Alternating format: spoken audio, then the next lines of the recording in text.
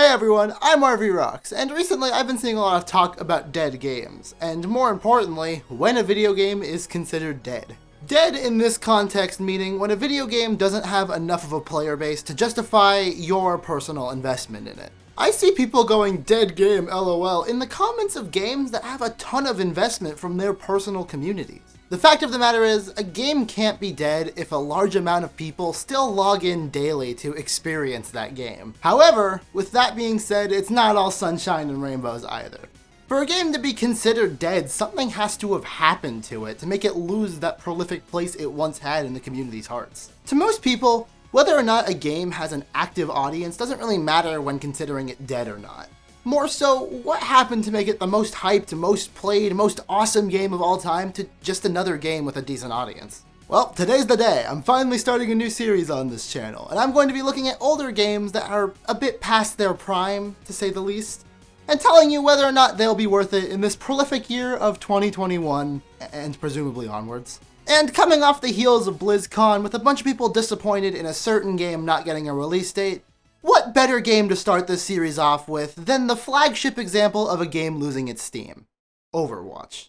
Overwatch was the Team Fortress 2 killer that succeeded in its job of killing Team Fortress 2, even if a lot of us didn't want that outcome. It is a team-based class shooter that, in my opinion, has some of the most endearing character designs in modern gaming. It's a game where, even if you hate it now, you probably loved it once upon a time, and if you love it now, you probably hate something about it. Overwatch has possibly the best documented shift in audience in the modern gaming landscape. It was the world's best video game. Everyone loved it. Everyone was playing it. And then over time, it dwindled to having a pretty decent-sized audience, but a shadow of its former self. Then they announced a sequel, and everyone was like, oh my god, oh shit, this looks pretty good. And then they didn't announce a release date, and announced that they did have some pretty ass-backwards qualifications of a sequel, and a lot of it's still in the air right now, so I have no idea what to tell you. So now we're left pretty confused. There's a decent amount of people who hate the game, and probably will still pick up Overwatch 2, and a decent amount of people who love the first game, and will probably still pick up Overwatch 2. Wherever you fall, you're probably going to pick up Overwatch 2 because of the shockwave the first game sent throughout the gaming landscape. But since Overwatch 2 is shaping up to be more a story mode for Overwatch 1 as opposed to a true sequel, and apparently PvP is going to be cross-compatible between the two games, who the fuck makes this choice? I doubt the moment-to-moment gameplay is going to shift all that much between Overwatch 1 and 2.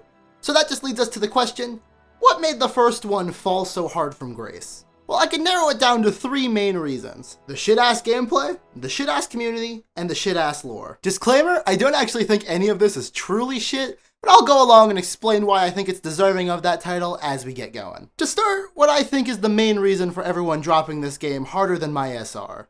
The gameplay. Overwatch is a game based around heroes. Much like its older brothers in the gaming space, there's a bajillion heroes with a bajillion abilities that all boil down to three main roles on a team. The problem is, as Overwatch continued on, they started to add heroes with more and more annoying abilities to counter against. People hated being frozen by Mei, stunned by McCree, hooked by Roadhog. People didn't like having their control taken away from them. So post-release, let's look at all the new characters that Blizzard added. A character who can shoot a sleep dart, which makes your character completely immobile until they take damage. A character who can remove all of your abilities without that much commitment. A character who can instantly pull you into a different location. A character whose entire game plan is pushing and pulling others around. A character with a low-risk push and a long-distance stun. And a character who knocks other characters around as their primary form of movement. I think these characters could have worked. In fact, as time went on, these characters got patched to work way better than they did at release.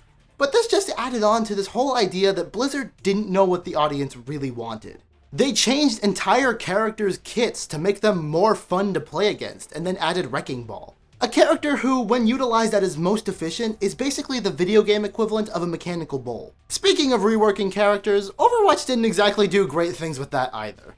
This isn't really a fair comparison to make, but I vastly prefer the balancing of a game like Smash Bros., where they don't change characters' abilities, but rather how effective they are when balancing them. Granted, in the past this has kind of fucked them in terms of overall balancing, but it removes any inconsistencies in the portrayal of the game throughout the years. But Overwatch? No! They add and take away new abilities like it's going out of style, and the remnants are left behind like pieces of meat in the fridge that have gotten bad, but no one wants to take care of, so they just get that much worse. There are several examples of this throughout the years. Some minor, like Roadhog's hook being changed time and time again, and Doomfist's punch hitbox being reduced. But then there are the major ones. Mercy losing her ability to resurrect multiple teammates only for it to become an ability on cooldown. Hanzo losing the scatter arrow because people found a way to cheese it. But there is no greater example of floundering a hero than with my personal favorite character in the game, Symmetra. I have loved Symmetra since the game's inception. Even as a balance-wise weaker hero, her turrets and main method of attack have just made her such a fun, if incredibly situational character to play. But then they went and reworked her with so many different abilities and different ways to play her that have ultimately reduced my enjoyment of the character as time went on. Teleporter wasn't exactly my favorite ultimate, and I'll gladly take that being relegated to a normal ability any day. But the shield generator, man. The shield generator was a perfect ultimate for a character like Symmetra, a character who was meant to be a support with mostly offensive capabilities. Her ability to throw Reinhardt shields was fun, but then it was just given to Sigma. Having more than 3 turrets made it easier to strategize and allowed for more gameplay opportunities. And most importantly, her beam. While it's a monster in certain situations nowadays, and I really like what they've done with it in terms of shield busting, I vastly prefer the lock-on mechanics. The old beam provided a much more interesting spin on the character, as well as locked in nicely with Symmetra's pre-established lore, as well as gave people who either couldn't aim or physically lacked the ability to track with a mouse a character to play as. I, for one, am all in favor of accessibility in video games. And while this is obviously not my primary reason for being upset at these decisions, it's the cherry on top of all these odd decisions that Blizzard has made in the name of balance. But I can accept all of that if it's truly for the betterment of the game. If the game will be healthier and more active because of these decisions. But then they go and add fucking Moira to the game. A character who can basically heal as good as Mercy. A character who has a tracking beam that's just as good, if not slightly weaker than Symmetra's. A beam that manages to give her credit for every kill because of how this game tracks eliminations, whether or not the person playing Moira is really doing that good. A character who has the ability to throw either high damage or high healing orbs on a very small cooldown. And a character who has the ability to teleport out of any problem she finds herself in. This is the character built to trick shitty DPS players into healing, except they don't. All they do is bitch about how they have gold kills, not realizing that the way Overwatch handles eliminations means that they're really not doing that good in the first place. Moira is the feel-good character. The character to tell the player that they're doing everything perfectly so they have a sense of entitlement when talking to their teammates. And the worst part is, it fucking works! I love playing Moira. Everyone does! She is as close to overpowered as you can get in modern day Overwatch. And to definitively, with no exaggeration, prove that Blizzard has no idea what the fuck they're doing, they even proposed giving Moira the most overpowered ability in the game. On top of everything else, she could teleport her entire team if she needed to. Meaning that everyone on the team could escape these ultimates. Everyone could get out of danger if timed correctly. This trended on Twitter in 2020. Amongst all the bullshit with COVID and politics and the Minecraft YouTube Twitter, this game revived itself from the dead to tell Blizzard to fucking get its head out of its ass. Jesus Christ. And that was only the first segment. Good thing the next 2 will be shorter. Obviously, you can't go too far in Overwatch without talking about how the community could be not the best. I mean, the Living Tombstones made a hit song about it. When this game was in its prime, there were so many people who were toxic in every direction. Either assholes who only wanted to play Genji, and when Genji wasn't working, would never switch and tell everyone else on their team to fuck off because they wanted to play Genji. Or the people who would freak out and start screaming at you the moment you went off Overwatch League meta while in bronze. There was very little in between at the time, but that in between is where you would find the most fun and chill players. Honestly, I don't even know if I need to keep talking about this. There's a legion of content made off of this idea alone. And if you managed to find your way to this video, you probably already know all of that. So I'll just leave it at that. People didn't know how to treat each other in games. So that's all within the game, right? All within the confines of your gamer chair at your gamer desk with your gamer PC.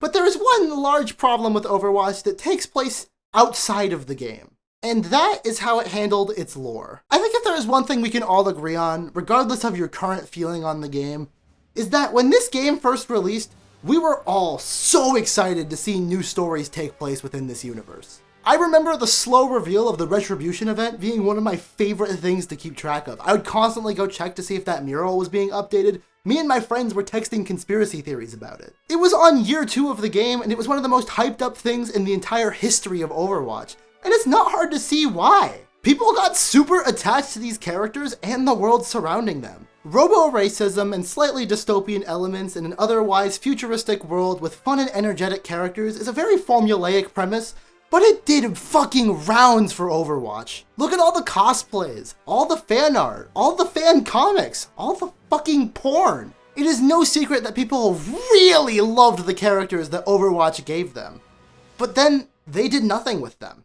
The story of Overwatch is a pretty simple one. There's a robotic uprising, and they create a League of Extraordinary Gentlemen to take down the robot threat. They stop it, but the team has an infight and dissolves. However, in the modern day, a new threat rises, and one of the younger members from the OG team reassembles the team with some new faces and some old faces, and then they fight the new threat together. All of this with the leaders of the old team being completely estranged from the new team, one of which being a bad guy now. Boiling it down like this, it feels like a shonen anime plot. Look, it even has a time skip. But here's the thing.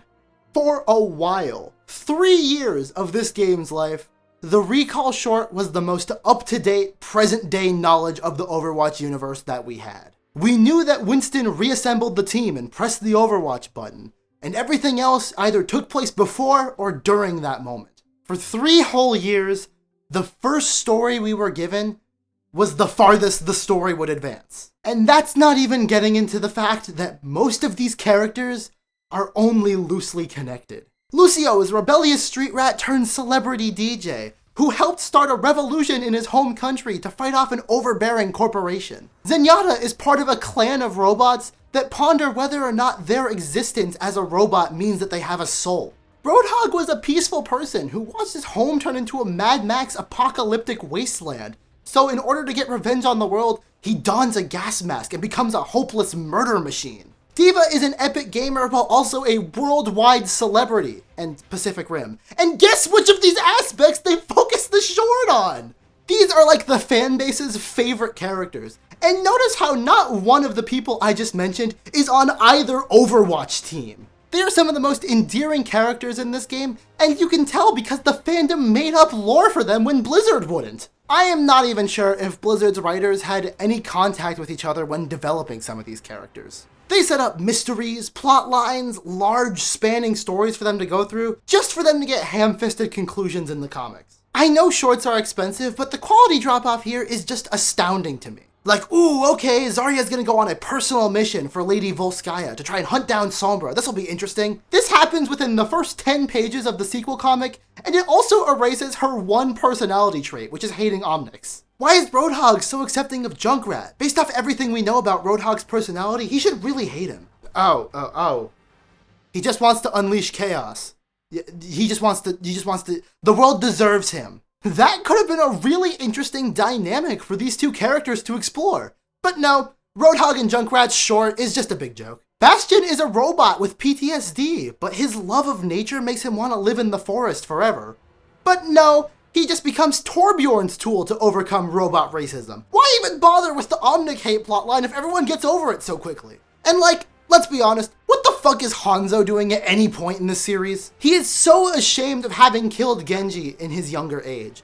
And so he finds out Genji is still alive and immediately tries to kill him again. Then he goes and gets a sick fade and buys cake, and that's Hanzo. Unless you're a fandom-powered meme machine like Diva or Lucio, or part of the core Overwatch team, you don't get any development past your introduction story. And the core Overwatch team gets so much screen time for some of the most boring characters. I don't think Soldier 76, Tracer, Reaper, or Mercy are all that interesting overall in the lore of Overwatch. But here they are in every issue. This leads to most characters' relationships being skin deep at best, either through one-off dialogue with each other in the lobby before a match starts, or because the fandom just chooses couples because they look good next to each other. Remember when everyone shipped Pharah and Mercy together, and then they found out that Mercy was old enough to be friends with Pharah's mom in her heyday?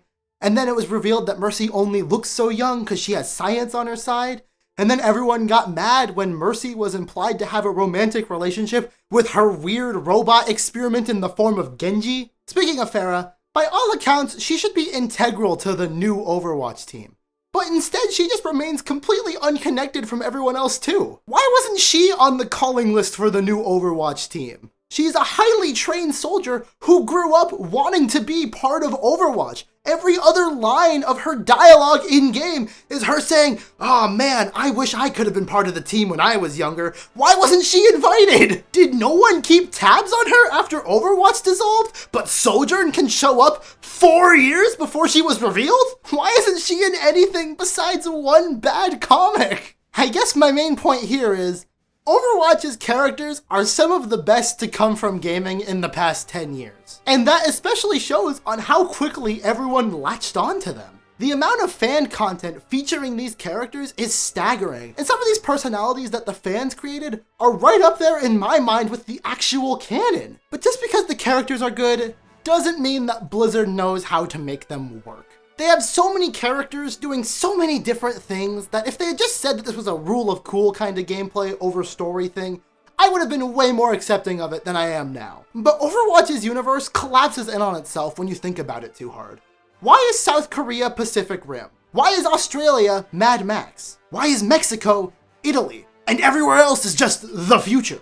Honestly, I could keep at this for another hour, but I'll just cut it off here. So these are the 3 main things that cut off most people's enjoyment of Overwatch. But the game has made significant improvements, or at least attempts at significant improvements, in the years since that time. So now let's reflect on those topics I mentioned just a second ago, and see if Overwatch has shaped up in the past few years and really become something special again, or is just the same game that people abandoned 3 years ago. Gameplay-wise, people hated crowd control, their attempts at ability rebalances, and shitty-ass broken on release characters. The situation for crowd control characters hasn't really improved that much, but it feels like Overwatch leans into it much heavier than it did in its heyday. Most of the stuns have either way longer cooldown times or have been significantly reduced, but you still get people doing the same tired tactics to get cheap kills. However, with that being said, it's much less common than you would see in the game's heyday. Wrecking Ball is still a bitch to play against, and a quote-unquote good ball is still just playing to see how long they can stay alive and contest the point. Even though I mentioned Moira as being one of the worst character additions in this game, in its current state, I feel like Ball is the most unfun thing to play against, and the fact that Blizzard hasn't fixed that yet is astounding to me. That being said, much like Moira, Ball is pretty fucking fun to play. The 2 newest characters, Sigma and Echo, in my opinion, are some of the most fun and inventive characters they've had in this entire game. Sigma has some of the most compelling lore, not too many abilities that fuck with the player, and finally adds a worthy alternative to Reinhardt in terms of tanks. And Echo also doesn't have any crowd control abilities, also has some interesting lore, and her personality and fun within the game is just infectious to me. I enjoy her quite a bit. In fact, I actually bought her gold weapon on release because I enjoyed the character in PTR so much. In fact, I would say I owe it to Echo for getting me back into Overwatch. I was not thinking about playing the game for a while until I saw that trailer. And in a happy tone, I am glad to say that Overwatch has not done any huge ability reworks to any characters in a very long time. All in all, while it's really hard to say if Overwatch has improved since its supposed death, it definitely hasn't fallen. And for a game that a lot of people consider dead, that's a win in my books. In terms of addressing its community issues, Blizzard has tried 2 large things, and I'm not sure whether either of them have worked. There's the endorsement system, and there's role locks. The endorsement system is basically as it sounds. After every game, you can call 3 people on your team a good sportsman, a good teammate, or a shot caller. All of these endorsements add up to a little badge on their profile that show whether or not they're truly a good teammate. This system, though, is a bit flawed. When it first came out, everyone was endorsing each other because it was new and different. But nowadays, I rarely take the time out of my day to endorse people, and that reflects in how rarely I get endorsed by other players. And those who do it are probably just doing it for the minimal experience boost that it gives you. The experience is basically there to give you some kind of incentive to endorse people, but if there's an incentive to fill out a survey about your teammates, then why wouldn't you do it? Everyone I've run into on Overwatch is either endorsement level 2 or 3, regardless of how toxic they end up being. And that's because over time, regardless of how good of a teammate you actually are, someone's bound to endorse you because they just want their loot boxes. I feel like this system should have just been two options, good teammate and bad teammate. This system is meant to reward the good players by giving them more good teammates to play with, but all it does is encourage you to endorse whoever for arbitrary reasons. I have gotten the endorsement of Shot Caller in a game in which I never win on voice chat. My way, even if a player is trying his best but still gets tunnel vision on Genji and gets bad endorsements from the rest of the teams, he has a moment to reflect. He can be like, oh man, I was being a bad teammate.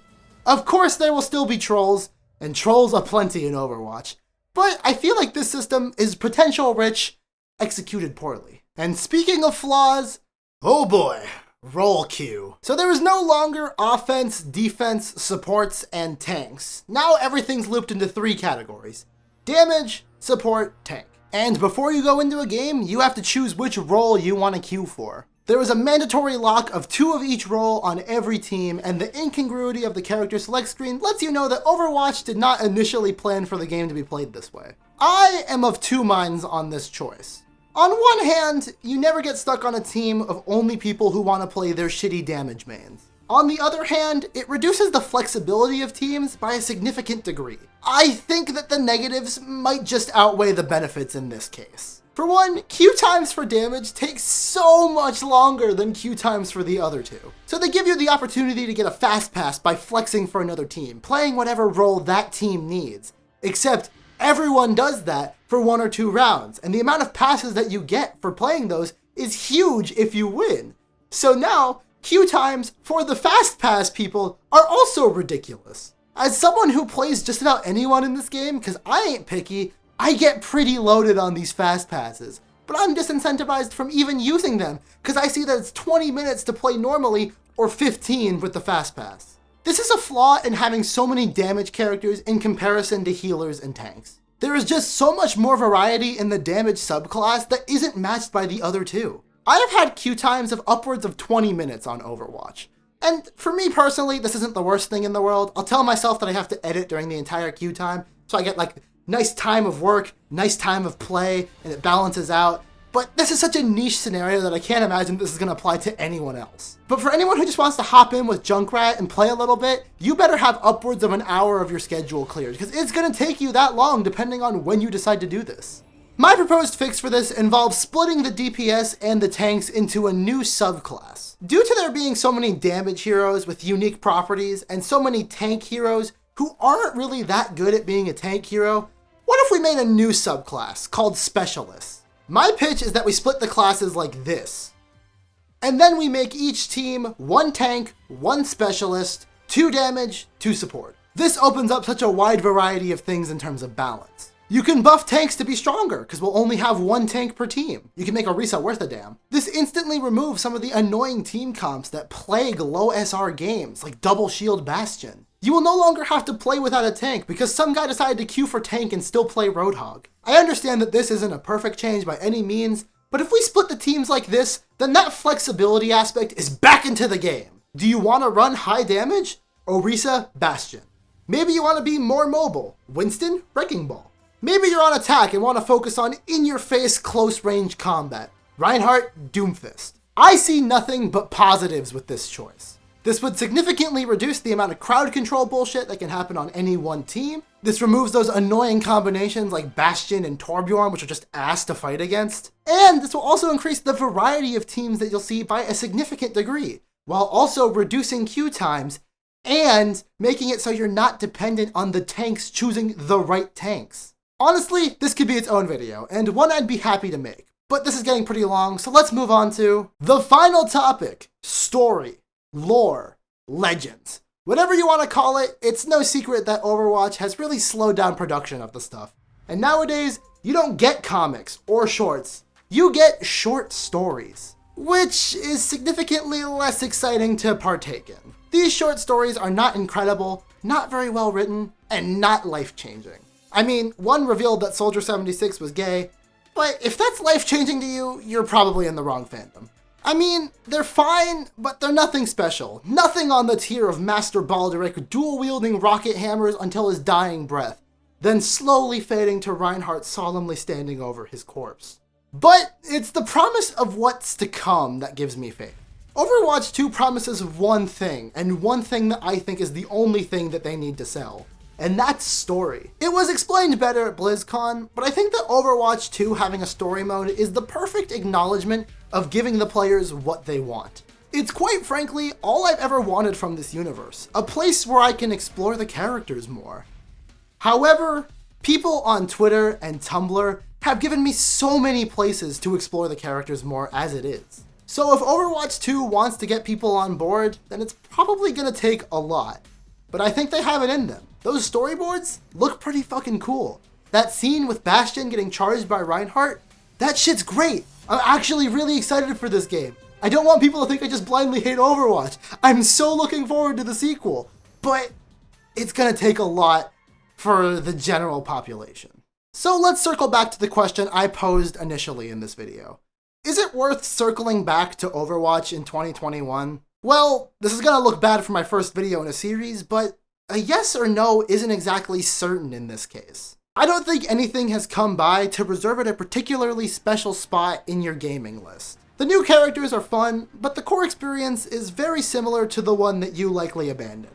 But in my personal revisit, I found the game to be a bit of a mixed bag. If you really enjoyed Overwatch back in its heyday and truly haven't touched it since then, I say give it a whirl. Go explore the new characters, new team comps, new character reworks. It's a bit to explore and you'll have fun doing it for a few hours. If you really love the characters but not the gameplay, wait for Overwatch 2. It's probably a little while off now, but I'd say the wait would probably be worth it. If you're one of the people that only really liked playing Overwatch because your friends played it, then unless you can circle the wagons and get your buddies back into it with you, I wouldn't recommend it. After spending so much time revisiting this game, I really wanted to give it a glowing recommendation, like a come back, please, you're missing out on so much. But unfortunately, the naysayers were kind of right about this one. It's not a dead game by any means, but it's no doubt that the quality has stagnated over the years. While I still largely enjoy parts of this game and had a widely positive time revisiting it, it's hard to argue otherwise. It's hard to argue that this game hasn't stagnated, or to argue that this game has gotten way better than it was back when a lot of people fell off of it. It looks like that we'll just have to hold out and see what the future holds for us in Overwatch 2. And to see whether or not that brings enough new content and fresh takes on the characters to make this franchise worthwhile again.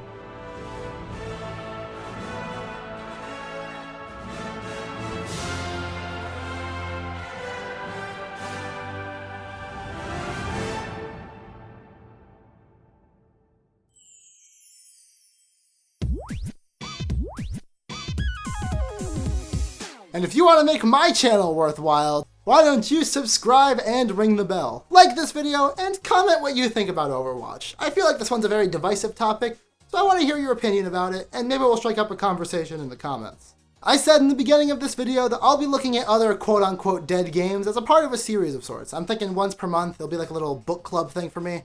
I'll play some game that's past its prime and figure out whether or not it's worth revisiting, or if it's truly dead. I have a few ideas for what to do next month, but suggestions will be appreciated, because frankly, I want to do what you guys want me to do. When I finally decide what I'll be playing next time, I'll announce it on my Twitter at RVofRocks, so follow me over there if you want to be in on the lowdown. And if you thought I was done plugging my stuff, you'd be wrong! This is my channel. I can do what I want. Most of the gameplay clips you've seen throughout this video come from my Twitch channel, also just named RVRocks. If I'm playing more multiplayer games, I'm gonna need people to group up with. Maybe we can get something going, you and I. Me and you? You sitting there? Yeah, you. I'm looking at you. So if you want to catch any of these streams, then go follow me over there too. But before you do any of that, I have been RVRocks, and thank you so much for watching. See ya!